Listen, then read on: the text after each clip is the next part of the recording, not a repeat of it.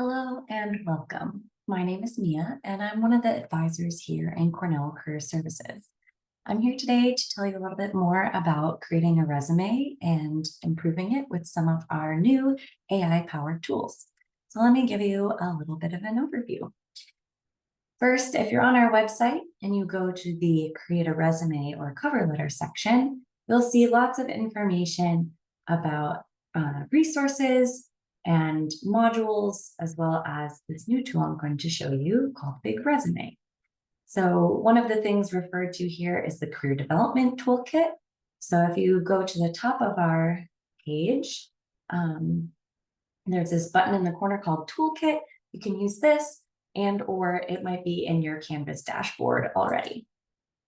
So if you go to the toolkit and click the resumes module, this is a great way for you to see a little more information about all the different resume advice that we have. So you can try and understand job descriptions a little better, think about what content to include. We give a lot of really specific Cornell information in here. There's templates, tips for how to write really strong bullet points so you make a good impression. So there's lots of detail here, even down to how do I customize my resume for a specific job. So if you've heard someone say, tailor it for the job before, this is what we need. And I'll show you how to do that with our new AI tools as well. So you might want to come in here and update your resume based on some of the advice we have in the toolkit if you haven't recently. But when you're ready to have a review, you can use our new tool called Big Resume. So this is linked through that page I had shown you before, the Create a Resume page. So you can easily click to it from here, but I'll walk you through the dashboard a little bit to give you a sense of how it works. So once you are signed in with your Cornell single sign-on, your netID and password will get you in for free to all of these tools. There's a lot of things in the navigation menu here. Ultimately, if you are new to making a resume, I'd suggest downloading one of our templates and editing it to meet your own needs and information. But really the main thing that I would recommend about this platform is this scan tool. So if you go in here and click Resume AI, click this big Scan My Resume Now button, and this will give you a lot of feedback. So here's a little preview. You'll upload your document. It'll give you feedback about each of these areas: readability, credibility, ATS fit, and format.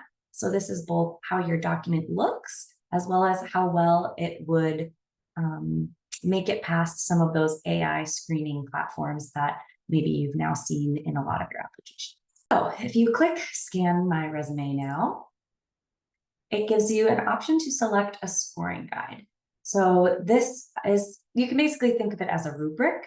You can select whichever one makes the most sense for you. So you'll probably pick based on class year, but if you have a specific goal like pre-health or law school, there's a little bit more specific guidance for you there. So just for the sake of example, I will choose the sophomore and junior resume scoring guide. And you can either select a job description that they kind of generalized for you to compare your resume against, or you can actually add a real job description that you're applying to right now. You don't have to do this step, it's optional, but some of the advice about matching your resume to the targeted job posting obviously will be more accurate if you include something here. If you don't, that's okay. It'll give you advice based on what it assumes you might be applying for based on your major. So not required, but here's what that would look like if you add an actual job description. So I'll show you one that I've already uploaded here, but essentially what you'll do is copy and paste information from the posting directly into these boxes. So one of our past social media interns gave me permission to use her materials and show how that would be scored against our posting that she applied to a few years ago. So this is a design and environmental analysis student applying for social media internship. and we're going to go through and actually upload her resume. So once you've uploaded the resume, you'll just click scan. You'll notice here that it says 5 scans left today. You can do this for free 5 times within a day. If you decide to make edits, it's good to do it in batches so that when you scan it again, you're not using up every scan for small little changes. So once we click scan, it'll take a few minutes. You can sit here and wait, or you can go do something else. And in probably 2 to 5 minutes, you'll get an email that lets you know that it's done. So once your scan is complete, you'll see it here in the My Scan section. The email will either take you there directly, or you can wait here or click My Scan. Once you click View Feedback, it'll give you an overview of your score. So you'll see there's a bronze, silver, and gold rating for each section. Now, you don't have to hyperfixate on this. This is just to give you a general sense of how you're doing. But we can see a lot more information if we click View Detailed Feedback, and that'll tell us exactly what they're suggesting we change. So once we click this, you'll see a lot more information about each specific section. So let's start with the basics. The first tab is called Readability. Essentially, this is just your most basic information. So the contact information, we can see there's a little bit missing here. There's no phone number, or the LinkedIn profile would be good to include if she has one.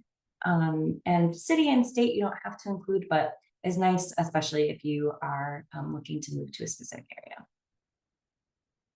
You'll notice that the spelling and grammar sometimes flags things that are, actually correct. So it gives you the option to dismiss these. Oftentimes that's just because of some font not matching the AI tool as well as possible. So this is why I say don't lean too heavily on the specific scores.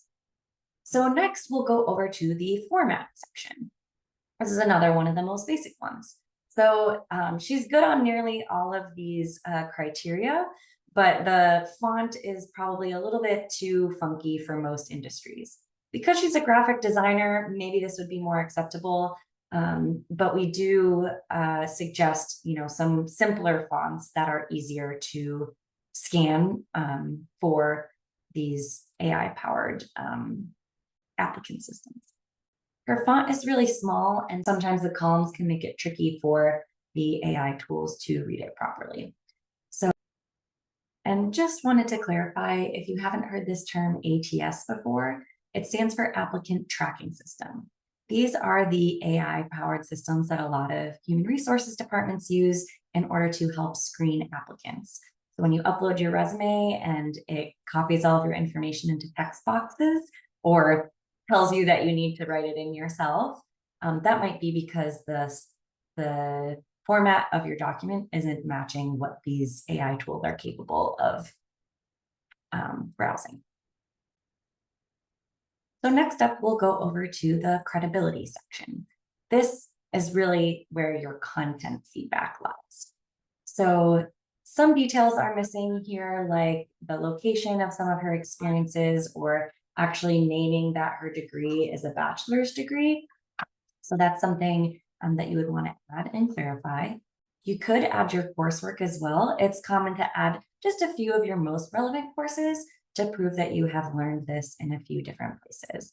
So this isn't required, but something nice to add, especially when you're a younger student or earlier in your career. Classes are absolutely valid experience that you can talk about.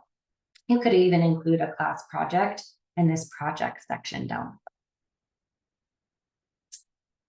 High school information is gray here because we do suggest probably removing it by the time this person is a junior. So we would recommend taking that out at this point.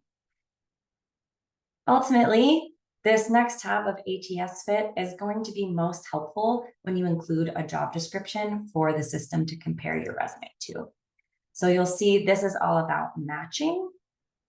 So keyword matching is going to really help you be seen as a top candidate by those ATS systems.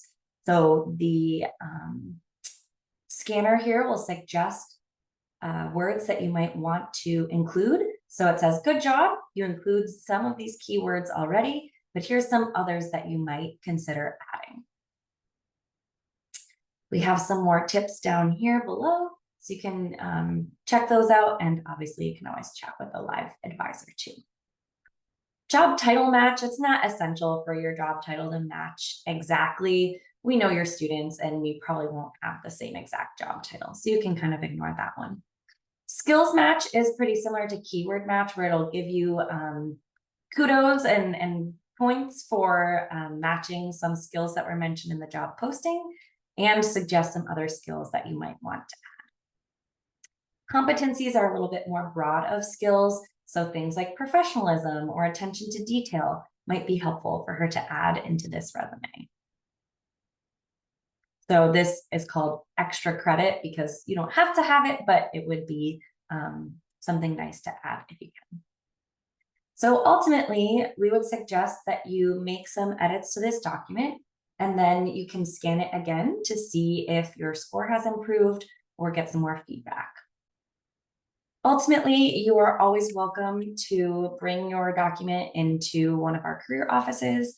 So whether that is your college career office, nearby, or our central office here in Barnes Hall, there's always advisors willing to help you improve these documents. For example, we have drop-in hours here in Barnes from 1 to 4 p.m. every weekday. So you can always just stop by even and get some feedback if you're applying to something really soon.